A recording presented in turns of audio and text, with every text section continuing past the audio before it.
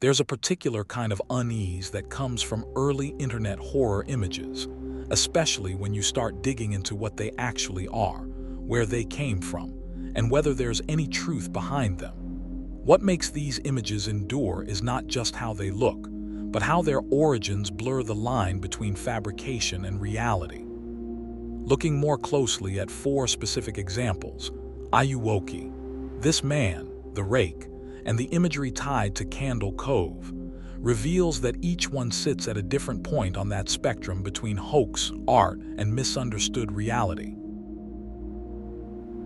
The Ayuwoki figure is perhaps the easiest to trace in terms of origin, even though it feels surreal when encountered without context. The image comes from a low-budget animatronic sculpture created by an artist attempting to replicate Michael Jackson. Rather than achieving realism, the result fell deep into the uncanny valley. The face is stretched and rubbery, the eyes seem lifeless yet overly present, and the mouth forms an expression that doesn't quite align with any recognizable emotion. The figure gained traction years after its creation, when videos of it began circulating online, often accompanied by eerie music or staged sightings. The name Ayuwoki itself originated from a misinterpretation of the lyric "Annie, Are You Okay?" from Jackson's song. In terms of reality, the figure is entirely real as a physical object, but everything surrounding it, the idea that it appears at night or moves on its own, is purely fictional. Its effectiveness comes from the fact that it exists, and yet looks so wrong that it feels like it shouldn't.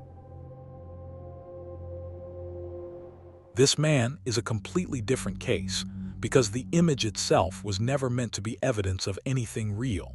It originated as part of an art project and viral marketing campaign created by Italian sociologist Andrea Natella. The project claimed that a mysterious man had appeared in the dreams of thousands of people around the world, and the sketch, simple, almost crude, was presented as a composite drawing based on those reports. The image spread rapidly, precisely because it played on a universal human vulnerability, the privacy of dreams. However, there is no credible evidence that such a phenomenon ever occurred. The entire concept was fabricated to explore how easily belief can spread online when presented in a pseudo-documentary format. What's interesting is that despite being debunked, many people still report feeling uneasy when looking at the face. Its plainness makes it adaptable. It doesn't dictate fear, but allows the viewer to project their own discomfort onto it.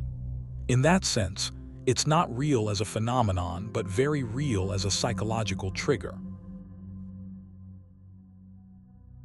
The rake sits somewhere in between collective storytelling and visual misinterpretation.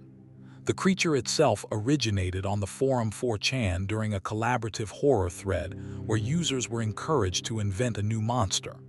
The description that emerged, a pale, humanoid figure that stalks people at night, was intentionally vague, allowing others to expand on it. The images later associated with the rake are not original documentation, but rather unrelated photographs that were reinterpreted or edited to fit the narrative. Some depict hairless animals in poor lighting, others are staged horror shots, and some are digitally altered.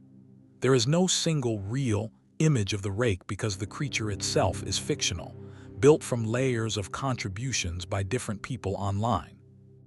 What gives it weight is the consistency of its depiction across stories, which creates the illusion of something documented.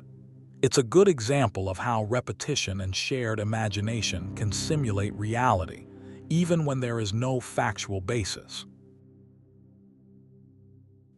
The imagery linked to Candle Cove operates differently again, because it originated from a piece of fiction rather than an image. The story was written by Chris Straub and presented as a series of forum posts discussing a disturbing children's television show. The twist, that the show never existed, and that what the characters remember was something else entirely, reframes everything the reader imagines. The images that later circulated online, claiming to be screenshots or stills from Candle Cove, were created after the fact by fans and artists attempting to visualize the described scenes. These images often feature crude puppets, eerie lighting, and degraded video quality to mimic lost media. None of them are authentic in the sense of being real archival footage. They are interpretations designed to feel plausible. The power of Candle Cove lies in how it exploits nostalgia. It suggests that something familiar from childhood could have been subtly wrong or even dangerous without being recognized at the time. What becomes clear when examining these four examples is that realness in internet horror is rarely straightforward. Ayuwoki is physically real but narratively fictional. This man is entirely fabricated but psychologically effective. The Rake is a collaborative myth with no origin in reality, yet supported by convincing imagery. Candle Cove is fictional storytelling that inspired visual artifacts, which then fed back into the illusion of existence. In each case, the image alone is only part of the experience. The surrounding story, whether explicitly told or vaguely implied, is what transforms it into something unsettling. This interplay between image and narrative is what defined early internet horror. Without clear sources or verification, images were free to exist in a space where they could be interpreted in multiple ways at once. That ambiguity allowed them to feel more personal, more invasive, and ultimately more memorable. Even after their origins are explained, something about them resists being fully neutralized. The knowledge that they are not real doesn't entirely remove their impact, because the discomfort they create operates on a level that isn't purely rational. In conclusion, these four examples demonstrate that the fear generated by early internet horror images rarely comes from the images alone. Instead, it emerges from the unstable relationship between what is seen and what is believed.